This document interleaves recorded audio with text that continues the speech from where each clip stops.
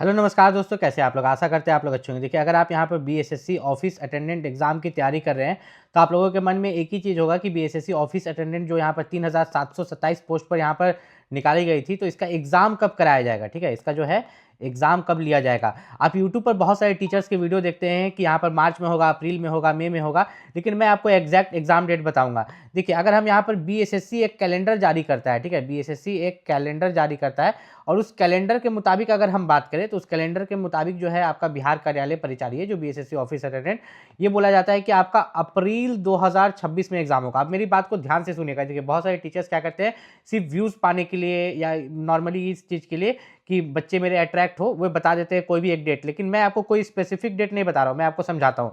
आपका बीएसएससी का कैलेंडर के हिसाब से यहाँ पर क्या बोला गया है कि आपका अप्रैल में कब होगा, अप्रैल 2026 में जो है बीएसएससी ऑफिस अटेंडेंट का एग्जाम लिया जाएगा। अब एक चीज सोच के देखो कि अगर अप्रैल में एग्जाम होगा तो वे लोग मार्च में ही तो यहाँ पर ऑफिशियल डेट जारी कर देंगे। एक ऑफिशियल डेट जारी किया जाता है ना, तो वे लोग को मार्च 2026 में ऑफिशियल डेट जारी कर देंगे। तो अभी आपका फरवरी खत्म होने वाला है, ठीक। अगर मार्च में ऑफिशियल डेट जारी हो जाता है कि बीएसएससी ऑफिस अटेंडेंट का एग्जाम जो है अप्रैल 2026 में होगा, तभी होगा। अगर ऑफिशियल डेट जारी नहीं होता है तो फिर ये समझ के चलना कि अप्रैल के बाद जो है आपका मई 2026 में यहाँ पर एग्जाम होगा। और उसके लिए जो ऑफिशियल डेट यहाँ पर निकाला जाएगा वो आपका कब निकाला जाएगा, ठीक है, वो अप्रैल में निकाला जाएगा। लेकिन अगर मैं यहाँ पर बताऊँ, ठीक है, मैं यहाँ पर बताऊँ अगर कि बीएसएससी जो है यहाँ पर एग्जाम कब ले सकती है ऑफिस अटेंडेंट का, तो ऑफिस अटेंडेंट जो है 3727 पोस्ट पर वैकेंसी, ठीक है, इसका एग्जाम अधिकतर आपको अप्रैल 2026 में ही ज़्यादा चांस है। ये मैं आपको इसलिए क्यों बता रहा हूँ कि अप्रैल 2026 में ही ज़्यादा चांस है बीएसएससी ऑफिस अटेंडेंट का एग्जाम होने का, ताकि आप एग्जाम की तैयारी कर पाओ। ठीक है, क्योंकि आप एग्जाम की तैयारी कर पाओ, क्योंकि वैकेंसीज कितनी है ध्यान से समझना, बच्चे कितने फॉर्म अप्लाई किए हैं एक अंदाज बताता हूँ। ठीक है, 3727 वैकेंसी है और 10 लाख से भी ज़्यादा बच्चा जो है फॉर्म अप्लाई किया है। 10 लाख प्लस, मतलब 10 लाख से मैं कम नहीं बोल रहा हूँ, 10 लाख से ज़्यादा बच्चे, मतलब बहुत ज़्यादा बच्चे यहाँ पर जो है फॉर्म अप्लाई किए मात्र 3727 वैकेंसी के लिए। तो इस बार जो है कटअप भी बहुत हाई रहने वाला है। कटअप कितना यहाँ पर जाएगा बीएसएससी ऑफिस अटेंडेंट में हम इस वीडियो में बताने वाले हैं, तो यहाँ पर ध्यान से सुनिएगा। देखिए, यहाँ पर अगर बात करें तो इन्होंने लिखा था कि अगर 40,000 से ज़्यादा, ठीक है, 40,000 से ज़्यादा बच्चे फॉर्म अप्लाई करते हैं तो ये लोग एग्जाम लेंगे। ठीक है, लेकिन 40,000 क्या, 40,000 क्या, यहाँ तो 10 लाख से भी ज़्यादा बच्चे फॉर्म अप्लाई कर दिए। फिर इन्होंने एक शर्त और रखा कि हम प्री एग्जाम लेंगे। ठीक है, एक प्री एग्जाम लेंगे, लेकिन अगर प्री एग्जाम बहुत सारे बच्चे क्वालिफाई कर जाते हैं, अगर संभलता नहीं है तो हम एक मेंस एग्जाम भी लेंगे। तो मेंस एग्जाम का अभी फिलहाल कोई जिक्र नहीं किया गया है, लेकिन लिखा गया है। ठीक है, लिखा गया है, वही चीज़ मैं आपको इसमें दिखा देता हूँ। ठीक है, वही चीज़ मैं आपको इसमें दिखा देता हूँ कि अगर यहाँ पर जो है लिखित परीक्षा के माध्यम से कोटिवार, ठीक है, 5 गुना संख्या में बराबर अभ्यर्थियों के चयन मुख्य परीक्षा के लिए किया जाएगा। अब यहाँ पर जो है मैं लाल कलर से आपको यहाँ पर दिखा देता हूँ। देखिए, यहाँ पर लिखा गया है ना, लिखित परीक्षा के माध्यम से कोटिवार उम्मीदवारों के लिए 5 गुना संख्या के बराबर अभ्यर्थियों का चयन मुख्य परीक्षा। मुख्य परीक्षा मतलब क्या होता है मेंस एग्जाम। अब बहुत सारे बच्चे ये मुझे कमेंट कर रहे थे कि मेंस एग्जाम नहीं होगा, पर इन्होंने तो लिख के रखा है कि हम मेंस एग्जाम लेंगे और उसमें वैकेंसी का 5 गुना बच्चा को बुलाएंगे। मतलब कि आपका जो वैकेंसी है, आपका 3727 जो है यहाँ पर वैकेंसी है। तो ये जो 3727 है, तो इसका अगर हम 5 गुना निकालें, कितना, 5 गुना, तो लगभग 18,635 निकलेगा। कितना, 18,635। तो इतने बच्चे को मेंस के लिए बुलाया जाएगा। और ये मैं खुद से तो नहीं बोल रहा, यहाँ पर लिखा हुआ है, वही बात को मैं बोल रहा हूँ। आप भी इस चीज़ को पढ़ सकते हैं। ठीक है, ये वाला पॉइंट को आप भी बहुत आराम से जाके ये वाला पॉइंट को यहाँ पर पढ़ सकते हैं। देखिए, इस पॉइंट को मैं ऐसे मार्क कर देता हूँ, आप भी जाके इसको 3-4 बार पढ़ लीजिए, आपको भी समझ में आ जाएगा। अब बात करते हैं यहाँ पर कटअप के बारे में कि आपका जो कटअप या सेफ स्कोर है वो क्या जाएगा, क्वालिफाइंग मार्क्स क्या है। तो यहाँ पर देखिए, आपका मैथ, सामान्य ज्ञान और सामान्य हिंदी, तीनों से मिला के जो है टोटल 100 क्वेश्चन पूछे जाएंगे। हर एक क्वेश्चन 4 नंबर का होगा, मतलब कि आपका 400 मार्क्स का एग्जाम होगा। जिसमें कि अगर नेगेटिव मार्किंग की बात करें तो नेगेटिव मार्किंग आपका कितना है, 1 मार्क्स।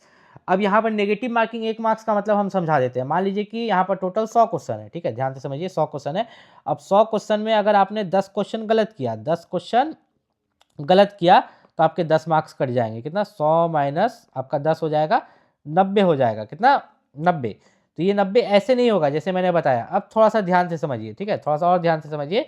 100 में से आपने 10 क्वेश्चन गलत कर दिया, ठीक है, 10 क्वेश्चन गलत करने का देखिए आपको कितना ज़्यादा नुकसान होगा। पहले तो 100 में से वो जो 10 गलत किए हुए हट जाएगा। ठीक है, जो 10, वो तो 10 क्वेश्चन गलत ही हो गया, और 10 मार्क्स और कटेगा नेगेटिव, इसको क्या बोलते हैं, नेगेटिव मार्किंग कटेगा।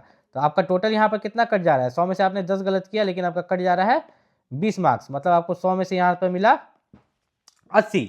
ठीक है, तो अब यहाँ पर ध्यान से समझिए, लेकिन एक क्वेश्चन सही करे तो उसका कितना मिल रहा है, 4 नंबर मिल रहा है। अब यहाँ पर अगर हम देखें तो आपका मैथ से जो है यहाँ पर 30 क्वेश्चन आएगा, ठीक है, और सामान्य ज्ञान से 40 क्वेश्चन, और यहाँ पर जो है सामान्य हिंदी से 30 क्वेश्चन। इन्होंने कुछ क्वालिफाइंग मार्क्स रखे हैं कि अगर आप जनरल कैटेगरी के बच्चे हैं तो 40% लाते हैं तो क्वालिफाई कर जाएंगे, पिछड़ा वर्ग में 36.5, अति पिछड़ा वर्ग में 34, ठीक है, महिला वर्ग के लिए 32 और दिव्यांग वर्ग के लिए 32। चलो हम यहाँ पर जनरल कैटेगरी का ही आपको निकाल के दिखा देते हैं कि 400 का अगर 40% देखें तो कितना होता है, ठीक है, तो ये होता है 160। मतलब कि अगर आप जनरल कैटेगरी से हैं 160 नंबर ला रहे हैं और एग्जाम क्वालिफाई कर रहे हैं तो बाकी कैटेगरीज वाले तो और कम में कर जाएंगे। मुझे ऐसा लगता है कि ये लोग क्या करेंगे ना, ये जो आपका क्वालिफाइंग मार्क्स है इस पर ये लोग नहीं चलेंगे, ये लोग एक कटअप भी जारी करेंगे, ठीक है, ये लोग कटअप भी जारी करेंगे जैसे हर एक एग्जाम में होता है, लेकिन इतना से ऊपर लाना है ये लोग इतना बताना चाहते हैं, ठीक है। जनरल से हैं तो 40% से ऊपर लाइए कम से कम, फीमेल से हैं तो 32% से ऊपर लाइए।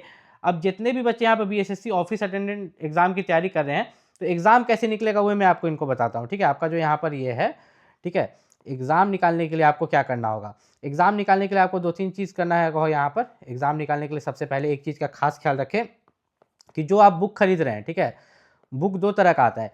एक बुक में जो है डिटेल में सब कुछ दिया गया रहता है, समझाया जाता है, एक बुक में सिर्फ आप प्रैक्टिस करते हैं, मॉक टेस्ट लगाते हैं। तो ये दोनों तरह का बुक आपके पास होना चाहिए, ठीक है। बीएसएससी ऑफिस अटेंडेंट के लिए जो सबसे बेस्ट बुक है उसका लिंक हम इस वीडियो के डिस्क्रिप्शन में डाल देंगे, वहाँ से जाकर आप परचेस कर लीजिएगा, पढ़ाई कीजिएगा।